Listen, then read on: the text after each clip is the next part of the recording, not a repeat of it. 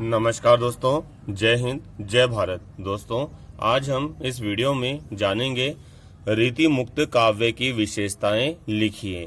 इससे संबंधित प्रश्न मध्य प्रदेश की बोर्ड व लोकल परीक्षाओं में तथा बीए व एमए की हिंदी से संबंधित परीक्षाओं में पूछा जाता है, इसलिए आपको ये वीडियो ध्यानपूर्वक देखना चाहिए। रीति मुक्त काव्य की विशेषताएं। पहली विशेषता है रीति मुक्त काव्य वास्तविक प्रेम का काव्य है, यानी कि रीति मुक्त काव्य जो है वास्तविक प्रेम है। रीतिबद्ध एवं रीति सिद्ध धाराओं के समान श्रृंगार और रसिकता नहीं है। दोस्तों, जो रीतिबद्ध व रीति सिद्ध के कवि हैं, इन्होंने स्त्री के लक्षण को ध्यान में रखकर काव्य लिखे हैं।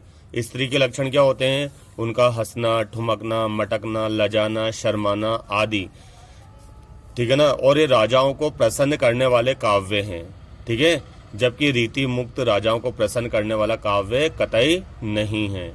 दूसरा है प्रेम विरह वर्णन में इस धारा के कवियों पर सूफी काव्य परंपरा का प्रभाव दिखाई देता है, यानी कि दृष्टिगोचर होता है।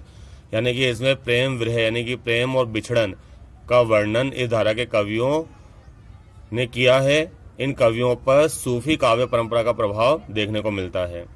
तीसरा है प्रेम की पीर का प्रभाव इस काव्य धारा का केंद्र है, जिसमें घनानंद जी प्रमुख हैं। यानी कि इन कविताओं में हमें प्रेम का दर्द, पीर देखने को मिलता है। चौथा है रीति मुक्त काव्य धारा के कवियों ने कल्पना और बुद्धि विलास के स्थान पर अनुभूति को महत्व दिया है। इन्होंने कल्पना को त्यागा है, बुद्धि को भी त्यागा है, इसके स्थान पर इन्होंने अनुभूति को महत्व दिया है। पांचवा है उनके काव्य की रानी अनुभूति है, यानी कि रीति मुक्त के काव्य की रानी अनुभूति है और बुद्धि तो अनुभूति की दासी है। यानी जो बुद्धि है वो तो अनुभूति की क्या मानी गई है इसमें, इस काव्य में, दासी। फिर है अगला इनकी कविता टकसाल। टकसाल मतलब होता है जहां पर सिक्के ढाले जाते हैं।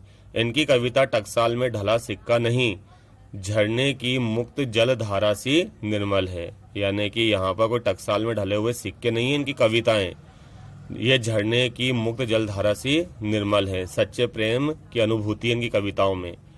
अगला है दोस्तों, इस धारा के कवि सीखे सिखाए ढंग से लिखने वाले मानव यंत्र नहीं है। ये किसी राजा के दरबार में रोबोट की तरह काम नहीं करते कि राजा को प्रसन्न करने के लिए उसके मूड को ध्यान में रखकर इन्होंने काव्य रचा है, जबकि इन्होंने दरबार से मुक्त होकर काव्य रचा है, इसलिए मानव यंत्र नहीं है। आखिरी है इस धारा के कवियों के लिए नारी भोग्या नहीं है, पूज्य एवं समादरणीय देवी है। यानी कि दोस्तों, जो रीति सिद्ध के कवि हैं और रीति बद्ध के कवि हैं, इन्होंने नारी को भोग्या वस्तु माना है, उपभोग की वस्तु माना है, जबकि रीति मुक्त के कवियों ने स्त्री को पूज्य माना है। धन्यवाद दोस्तों।